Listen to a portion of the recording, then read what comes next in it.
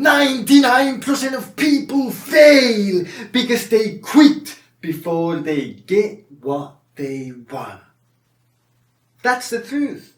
And the difference is, I made one decision that changed everything.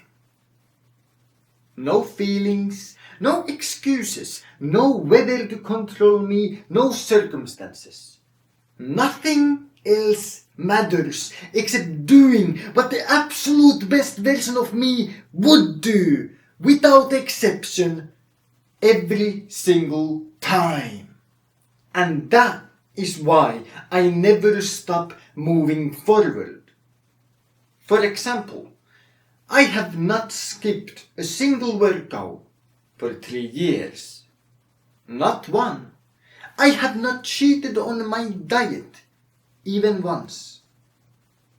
I spent Christmas alone, working, going to the gym, instead of being with my family.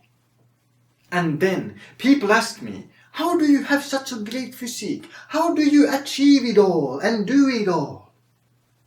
What's the trick?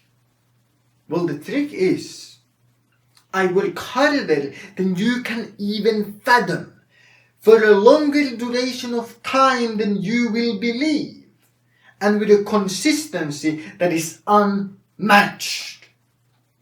But most people quit. They feel sad, boo-hoo, and then they skip the gym. They feel hunger for the first time in their entire lives, and then they go and binge it and ruin their diet. They are lazy quitters, and that's why they don't have a six-pack. That's why they don't get what they want. Is this mean to say? Who cares? It's true. You see, I only care about the absolute best actions that will get me closer to my goals. Everything else can go away because it is a distraction. Feelings are a distraction. They are simply imaginary bullshit in your head that should not bear any weight in the actions that you take. Maybe I was depressed and I worked anyway. Maybe I was sad and I still went to the gym. Maybe I was furious and enraged. Yet, instead of whining about it, I used it as power to change. And so when people come to me and talk about, oh, well, I felt this feeling and that feeling and I had to take a day off. I skipped the gym and I had to just take a day off. I had to relax and unwind. What the fuck? If your feelings control you more than your own mind, then you are not a man, you are a bitch. And if it makes me toxically masculine to say that, oh no, you're toxically masculine, you can't say that. Dude, I'd rather be toxically masculine and win than be a feminine loser. So you must choose that you are in control and nothing outside of you can control you. Especially this big one. The opinions of the people around you. Because if you let them control you, then you will be a slave to the herd mind. A prisoner of the comfortable cage of fitting in. So you must have the bravery to do what the absolute best version of you would do. Stand out. Be different. Because here's the thing. If you want to be average, then be average. But don't be surprised if you end up overweight, working a job you hate, slaving away miserably for the rest of your life. Because that is average, by definition. But the best version of you is more than average, more than mediocre.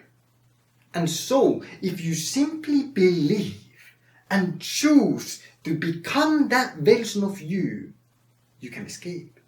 If you train like they train, if you eat like they eat, you speak like they speak, you walk like they walk, and you work like they work, slowly but surely, you will mold yourself into that version of you, And then you can escape, you can be better than most of the people around you. You can be a part of the 1% who does not give a single fuck about the opinions of the average people around them, because they want to be more than average. They want to be exceptional.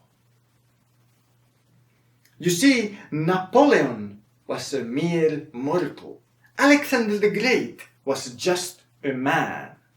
The difference between you and them is that they had the bravery to act on a dream so big that most people would cower in fear just thinking about it. But if you are like David facing Goliath, courageous when everyone else cowers in fear, and you pick up your sling and you shoot your shot, you too can become legendary. And so what is there to do except to make the one choice, to start acting like the absolute best version of you, and then become them? So, go out there, stay disciplined, chase your dreams, and have a fantastic day.